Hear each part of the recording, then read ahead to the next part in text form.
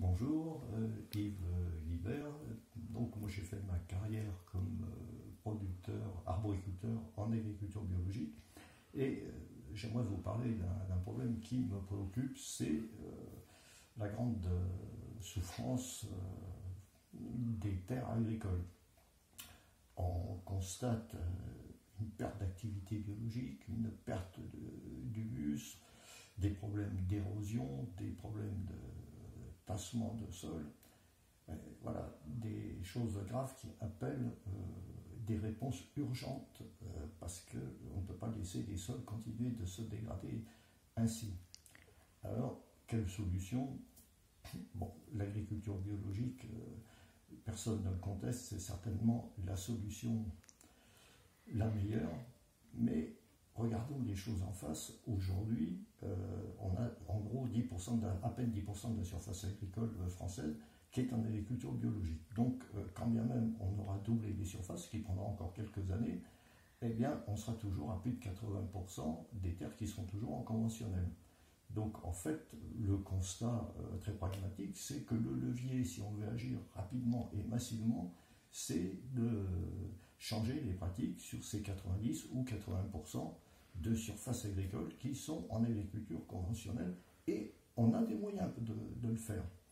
Il y a aujourd'hui des techniques intermédiaires, mais qu'on connaît de longue date, sur lesquelles on a commencé à avoir de l'expérience, comme la production fruitière intégrée, qui a plus de 30 ans, ou l'agriculture de conservation, qui est une démarche plus récente, mais tout à fait intéressante. Ce sont des solutions qui sont certes partielles, qui ne résoudront pas tout, mais qui ont une capacité à pouvoir résoudre plus d'une moitié des problèmes très rapidement sur vraiment une surface très importante. Donc on est vraiment à la recherche de solutions qui soient pragmatiques. Alors vous allez me dire, mais puisque ça existe, et pourquoi est-ce que ça ne se fait pas? Pourquoi est-ce que ça ne se généralise pas?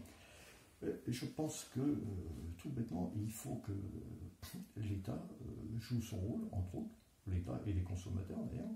Alors, l'État, en soutenant un conseil aux producteurs qui ne soit plus sous la dépendance des firmes phytosanitaires, un conseil qui soit bien indépendant, ce qui n'est pas toujours le cas actuellement.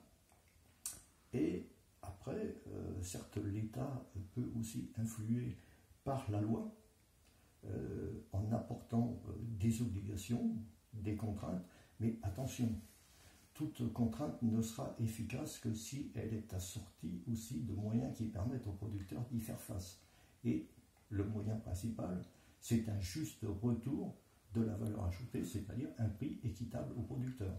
Donc, l'importance d'une régulation des marges de la grande distribution et de l'agroalimentaire qui aujourd'hui captent une part beaucoup trop importante de la valeur ajoutée au détriment des producteurs. Et puis aussi que les consommateurs, ils ont un désir d'une alimentation de qualité, on les comprend, mais qu'ils acceptent d'en payer le juste prix. Alors, vous allez me dire que c'est des marges partielles. Et ça s'oppose au bio. Non, pas du tout.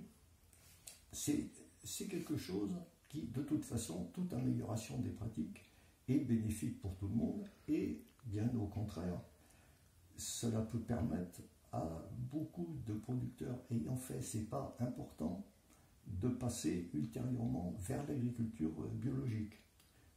Voilà. Donc je pense qu'on a des vraies pistes et qu'il faut les exploiter, il faut y aller. On a des marges de progrès rapides.